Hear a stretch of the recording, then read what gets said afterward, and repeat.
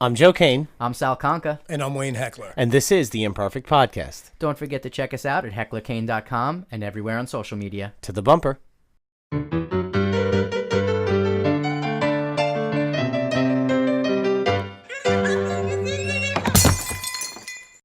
Today on The Imperfect Podcast, we have some special guests. We're here with the creators of Eyes of the Roshi, which is a film about choices.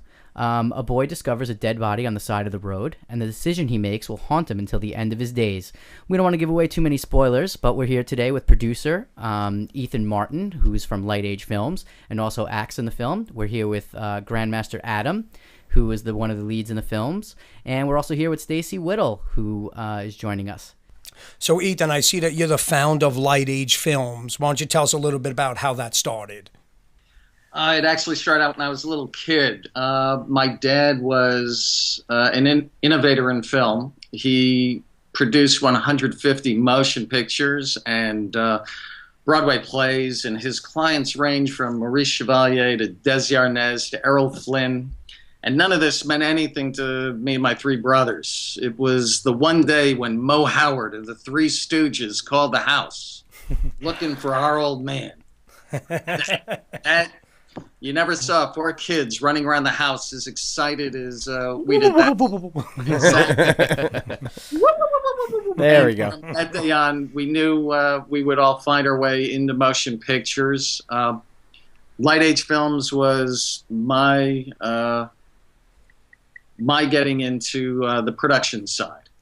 Cool. So have you always been involved with film then from the acting side? Have you had formal training? I think I did have a little bit of formal training, but my first training was literally on sets. Buzz Kulik had me on Too Young the Hero in the mid-'80s. Craig Fincannon, who runs his casting agency out of Screen Gems down in Wilmington, mentored me for quite a few years. So I was on motion picture sets pretty early on, and my training was hands-on. So we know you're calling in from Virginia, I believe. Stacy, where are you joining us from? I'm calling you from the nation's capital, Washington, D.C. Okay, awesome. And we noticed that you acted in Eyes of Roshi, obviously. That's why you're here today. You were part of one of Ethan's other films that's coming, White Buffalo, right? And what else have you been in? Is there what's kind of, how has your career arc gone? So I'm I flip between two worlds. I'm an economist by training and have lived all over the world, and as such have actually acted all over the world. I've spent the majority of my life in the Middle East and Ireland and South America and Europe, and I'm mainly a stage actor, and I've performed pretty much all over the world at this point. So we have a third guest here. We can't not ignore Master Adam sitting in the corner over there. Best for last. Exactly. So we know that you have a deep training in yoga and karate do, but this is your acting debut. So how did you get involved with filmmaking? Did Ethan find you? Did you find Ethan? It's mutual. Yeah, we found each other. Found each other. Eyes of the Roshi was actually 30 years in the making. My family had built a motion picture studio, the first in Virginia, the first full-service motion picture studio. At one time, it was the largest on the East Coast. We shot Navy SEALs here with Charlie Sheen. Oh, awesome. And Grandmaster Adam was teaching yoga to my father.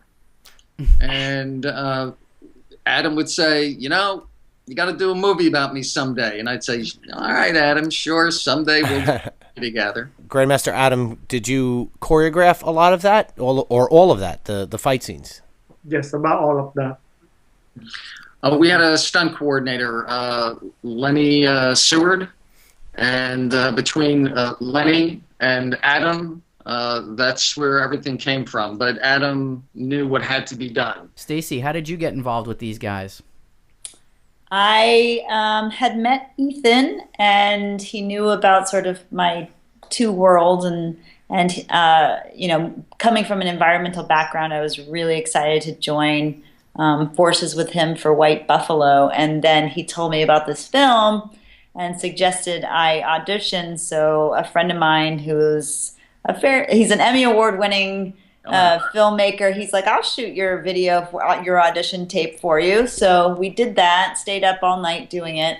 I submitted the tape and got the part. First of all, acting with Eric Roberts was like getting a master's class in acting. You know, it was 1 week of very intense acting. Well, you mentioned Eric Roberts. We can't ignore his participation in the film.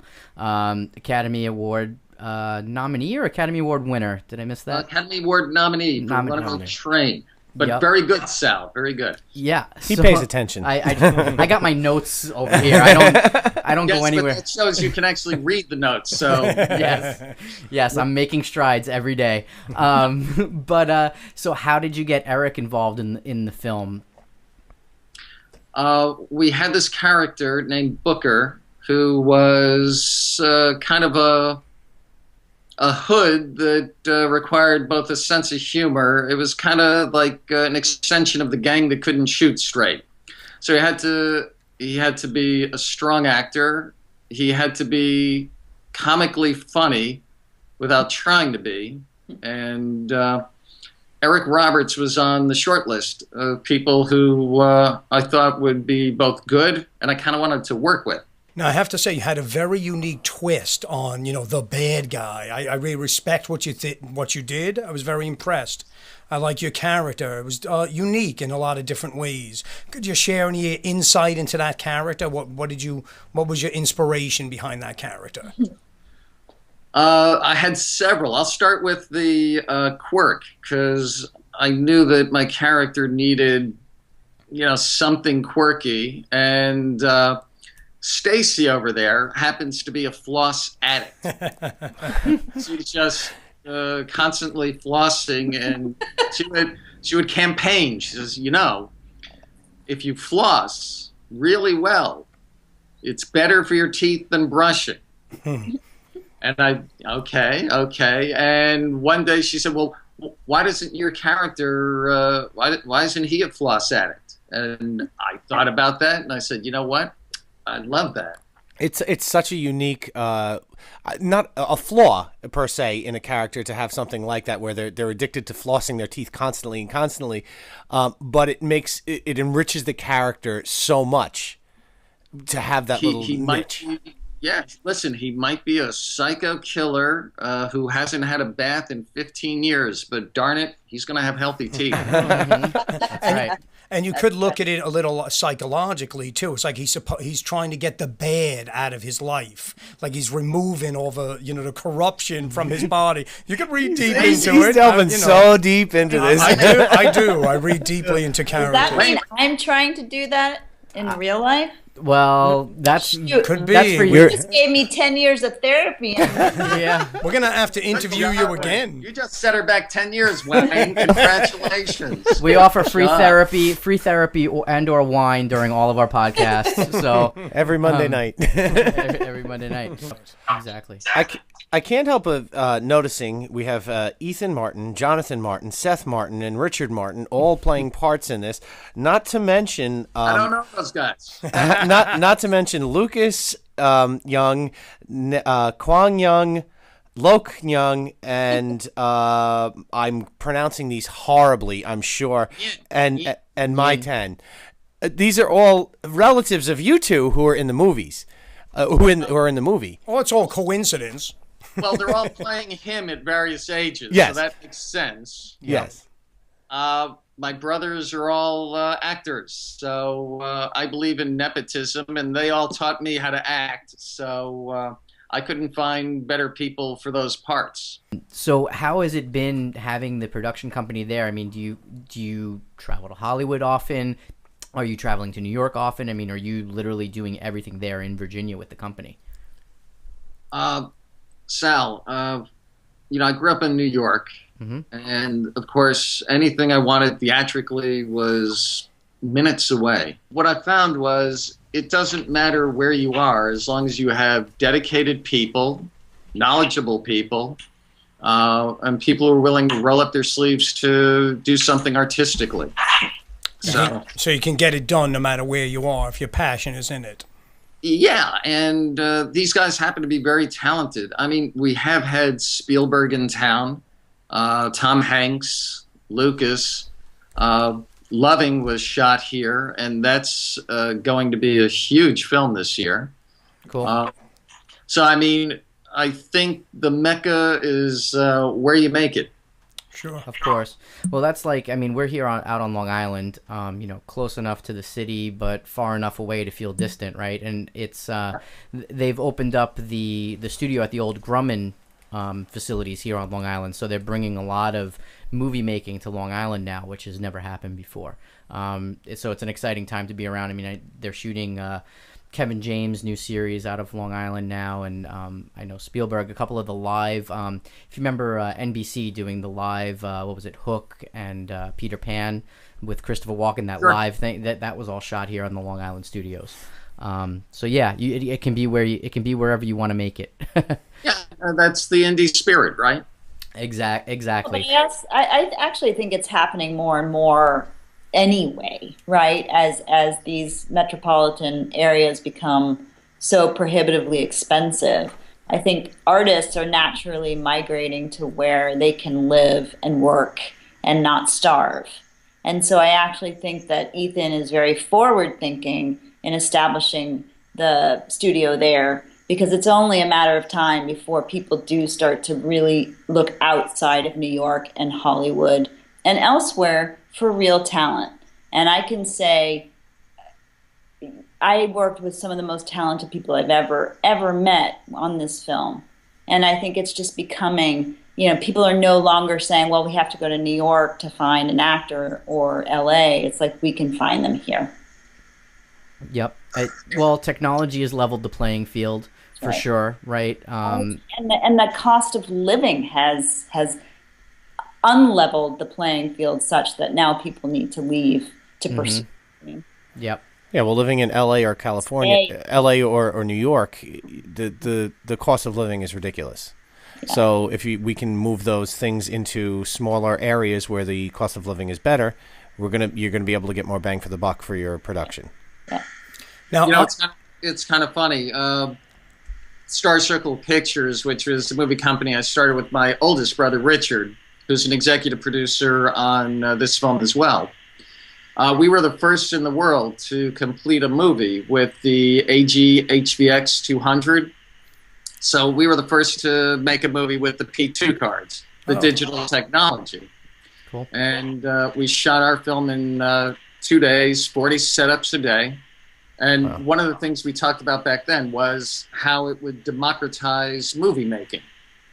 So that's pretty much what's happened. So anybody who really has the burning desire to tell a story right now has that ability to tell their story. Well, let's talk a little more about making the film. I mean, so how long did it take? What was production like? What was the budget, if you don't mind sharing?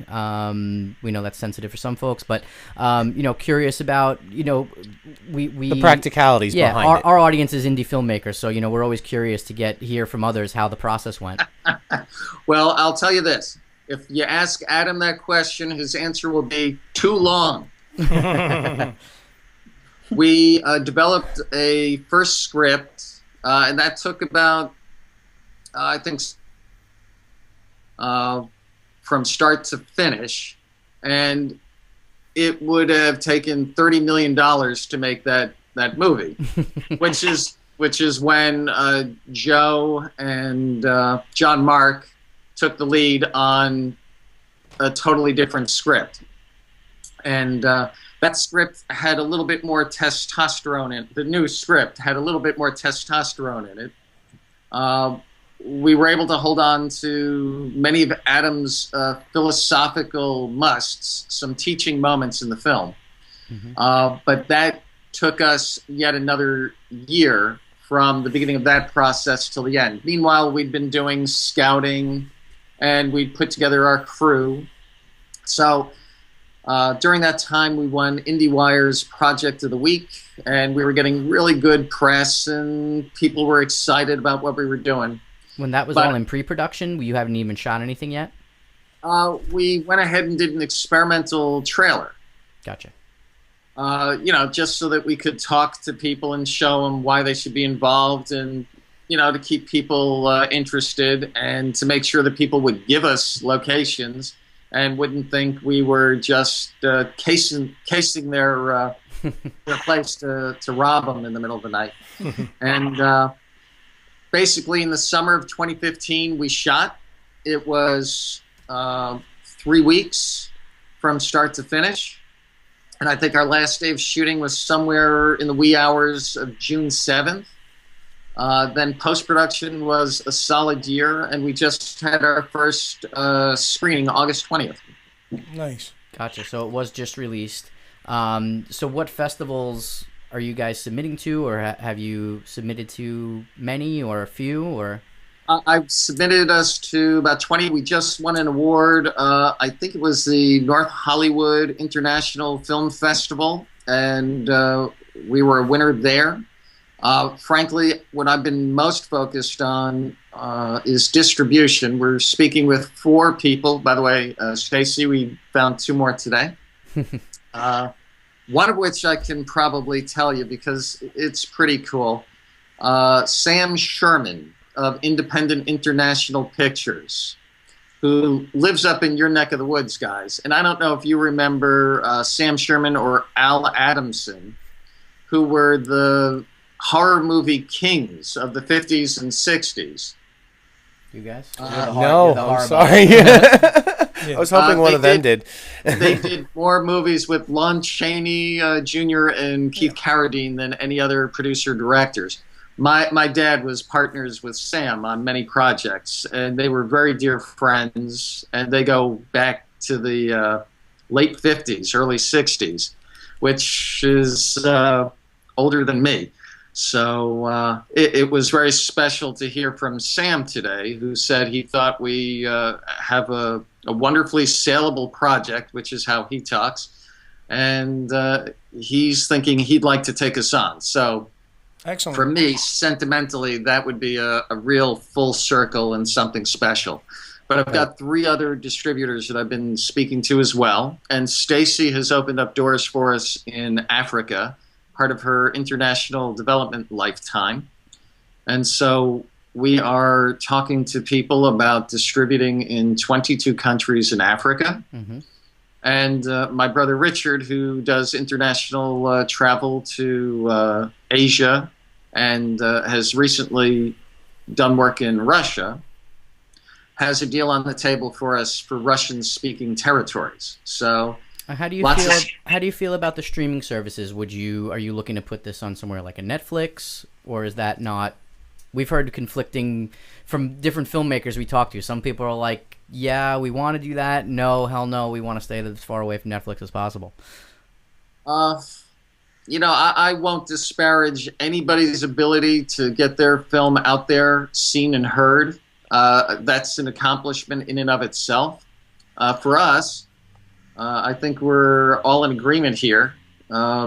We are going to exploit the film in the best sense of the word to the utmost. So if there's limited theatrical to be had, if there's cable, if there's pay-per-view, we're going to exploit every avenue, and we're going to do it by the numbers. Yeah, gotcha.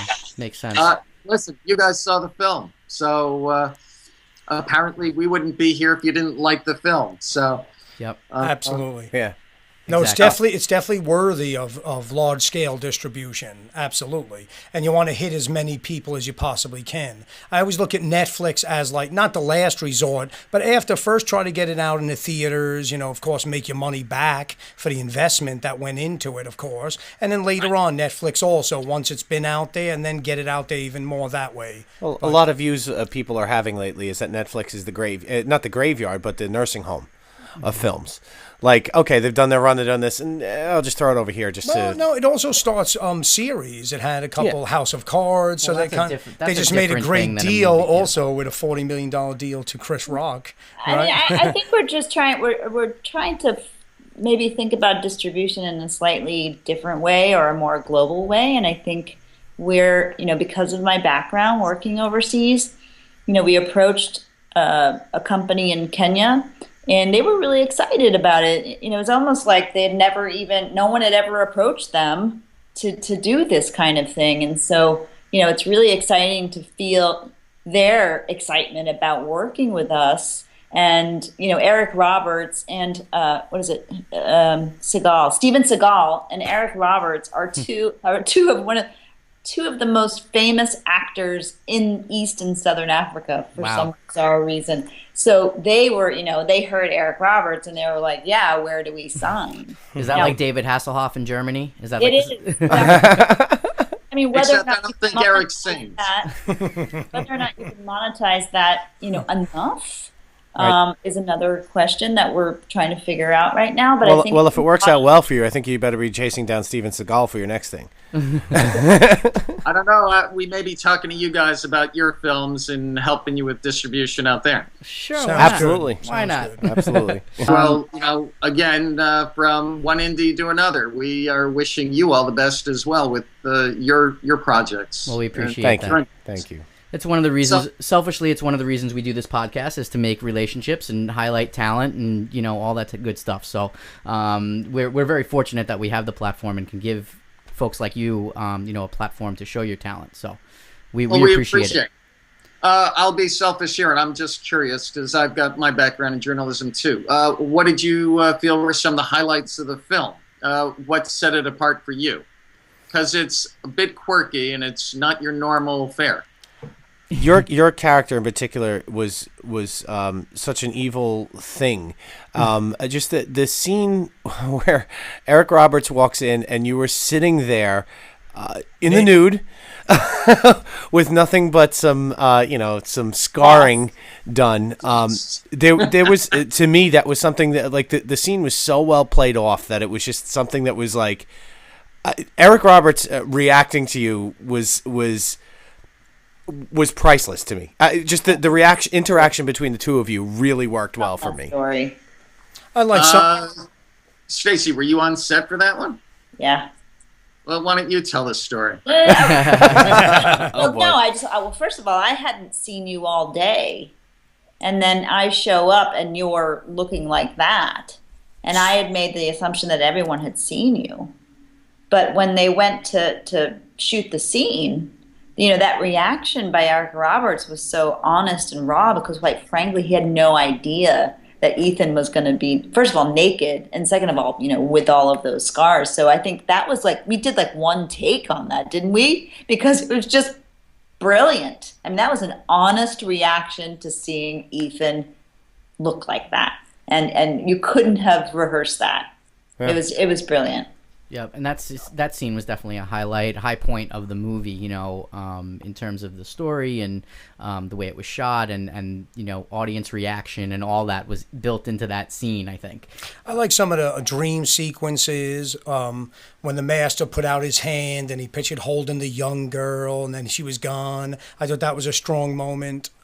Yeah, and I liked some of the childhood scenes with his kids playing, him playing him as a child and things like that. I like more of the spiritual aspects of the shots. Wayne and I were actually debating before. We were talking about the scene where he punches and the guy, he takes the guy's arm down, and we were saying, should that have been more dramatic, or was it not enough that it just came down in a one motion? And I kind of felt that was the point, that one swift motion was enough to disarm him and leave him, and Wayne was like, maybe it should have just been a little more action sequence. And I was like, no, the point was to have that cool, calm, collective point. So there were highlights for all of us, I think, in the movie.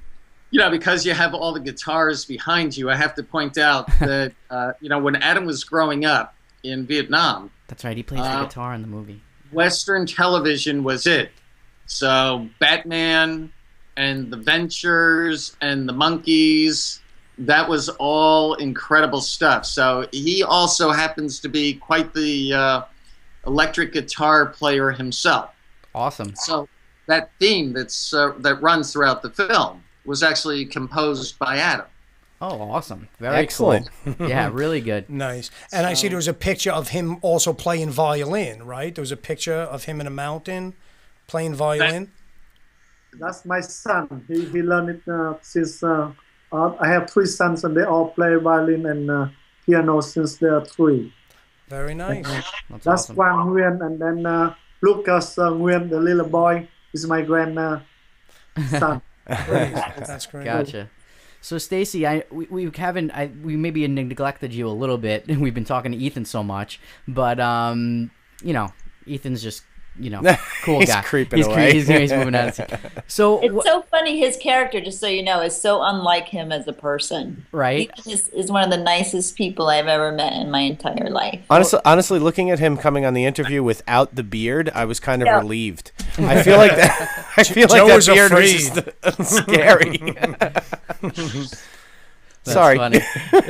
Better part. I'm glad. Yeah. He's a good actor. Yes.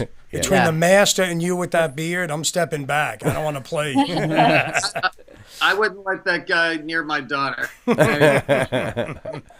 That's awesome. And the ending was great also. Of course, we don't want to give it away. We don't want to spoil that. But I just love the way the film ended as well. That's a highlight as well. It's a surprising highlight. But I don't want to give that away. So you're going to have to watch. Well, first, I would be remiss if I didn't send you to eyesoftheroshi.com. And of course, you can probably find our Twitter and Facebook right from there. And if you want to join us on Instagram, Twitter, Facebook, all those pages are there, and we're very active. So if you actually want to talk to us, we will answer you. Thank you so much, guys. Thank you so and we much. look forward to even future projects, even after this one. I'm looking forward to the next thing that you guys try to put together. So good luck, guys. Thanks again for joining us. Thank you. You too.